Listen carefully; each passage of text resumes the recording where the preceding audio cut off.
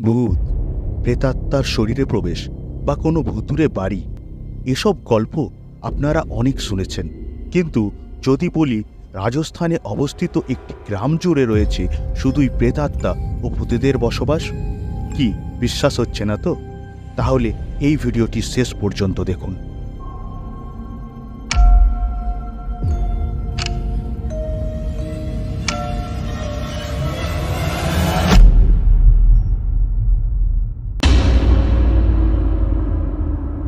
বন্ধুরা, আজ আমরা জেনে নেব রাজস্থানের দৌসা জেলায় অবস্থিত মেহেদিপুর বালাজি মন্দিরের রহস্য।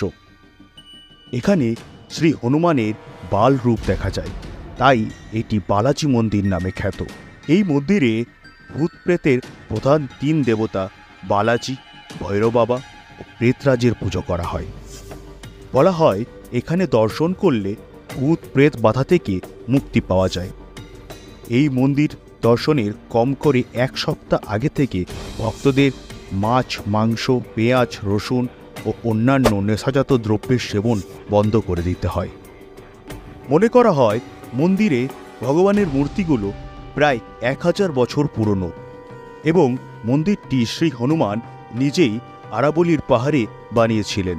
এখানে আগে ছিল ঘন জঙ্গল এবং মহন্তজির পূর্বপুরুষেরা এখানে পুজো করতেন। একদিন এখানে প্রধান তিন দেবতা মহন্তজির স্বপ্নে আসেন এবং মহন্তজিকে তাদের পূজা করার আদেশ দেন। সাধারণত যে কোনো মন্দিরের ভেতরে প্রবেশ করলে শোনা যায় আরতি, কীর্তন ও মন্ত্রোচ্চারণের ধ্বনি, কিন্তু বালাজির এই মন্দির তার ব্যতিক্রম। এই মন্দিরে প্রবেশ করলে শোনা যায় প্রেতাত্মায় ভর করা নারী পুরুষের বিভীষিকাময় কান্না ও চিৎকার, যা রক্ত জল করে দর্শনার্থীদের। এই মন্দিরে 4টি ঘর রয়েছে, যেটির প্রথম ও দ্বিতীয় ঘরে রয়েছে বালাজি ও ভৈরব বাবার মূর্তি। পরেরটি প্রেতরাজের বাস। মন্দিরের চতুর্থ ঘরে দৃশ্য দুর্বল মানুষের জন্য নরকের থেকে কিছু কম না।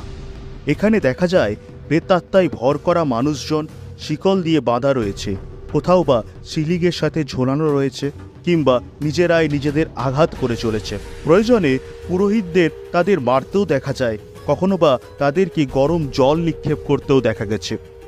এই দৃশ্য নড়িয়ে দেবে আপনার হৃদয়। বলা হয় এই মন্দিরে কাউকে ছোঁয়া বা কারোর সাথে কথা বলা বারণ। উপচে পড়া ভিড়ে হয়তো আপনার আশেপাশের জনই কোনো প্রেতাত্মা, তাই সে নিমেষেই প্রবেশ করতে পারে আপনার মধ্যে। মন্দিরে অবস্থিত শ্রী হনুমান মূর্তির বাম বুকে একটি ছিদ্র রয়েছে, যেটি থেকে জল পড়তে থাকে। কথিত আছে এটি শ্রী হনুমানের ঘাম। মন্দিরে প্রভু রাম সীতার মূর্তি এমনভাবে বসানো আছে, দেখে মনে হয় শ্রী হনুমান সর্বক্ষণ প্রভু রাম ও সীতার দর্শন করছে।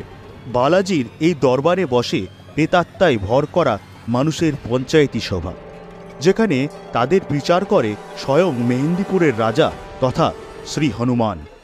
সমস্ত কালো শক্তি, ভূত প্রেতকে দণ্ড দেওয়ার অধিকার শ্রী হনুমানের কাছে থাকায় তিনি এখানের প্রধান দণ্ডনায়ক হিসেবে বিরাজমান, আর তার সেনার সেনাপতি হিসেবে সঙ্গে থাকেন ভৈরব বাবা।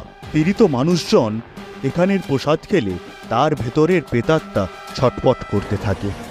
মন্দিরের প্রসাদ খেতে কার না ভালো লাগে, কিন্তু মেহেদিপুর বালাজির ছবিটা অন্যরকম। এখানের প্রসাদ গ্রহণ করা, দান করা বা সেটিকে বাড়ি নিয়ে যাওয়া হয় না। এখানে চড়ানো প্রসাদকে দরখাস্ত বা আরজি বলা হয়। একবার আরজির প্রসাদ চড়ানো হয়ে গেলে যত তাড়াতাড়ি সম্ভব সেখান থেকে বেরিয়ে যেতে হয়। আরজির প্রসাদকে নিয়ে সেটি পেছনে ছুড়ে দিতে হয়। এই সময় ভুল করেও পেছনে দেখা যাবে না। এখানের প্রসাদের দোকানগুলি থেকে অন্যান্য প্রসাদ কেনার সাহস কারোর না থাকলেও এক বিশেষ কালো বলের খণ্ড পাওয়া যায়, যেটি কেনা শুভ বলে মনে করা হয়। এটি নিয়ে শরীরের চারপাশে 5 বার ঘুরিয়ে অগ্নিপিণ্ডে নিক্ষেপ করতে হয়। এতে মেলে শ্রী বালাজির আশীর্বাদ। ভক্তদের কথায় তারা যখন এই শহরে প্রবেশ করেন, তারা একটি অন্য পরিবেশ অনুভব করে। যদিও এই মন্দিরের আশেপাশের এলাকা খুবই গরম, কিন্তু এই মন্দিরের ভেতরে শীতল ভাব অনুভব করা যায় এবং আলাদা এক শক্তির অনুভব পাওয়া যায়। এখানে ভূত প্রেত বাধা থেকে মুক্তি পেয়েছেন বহু ভক্ত। আপনিও যদি ভূত প্রেতে বিশ্বাস না করেন, তবে এই মন্দিরের একবার দর্শন বদলে দিতে পারে আপনার চিন্তা। এই ভিডিওটি ভালো লেগে থাকলে অবশ্যই লাইক ও শেয়ার করুন। এরকম আরও ফ্যাক্টস জানতে আমাদের চ্যানেলটি সাবস্ক্রাইব করতে ভুলবেন না।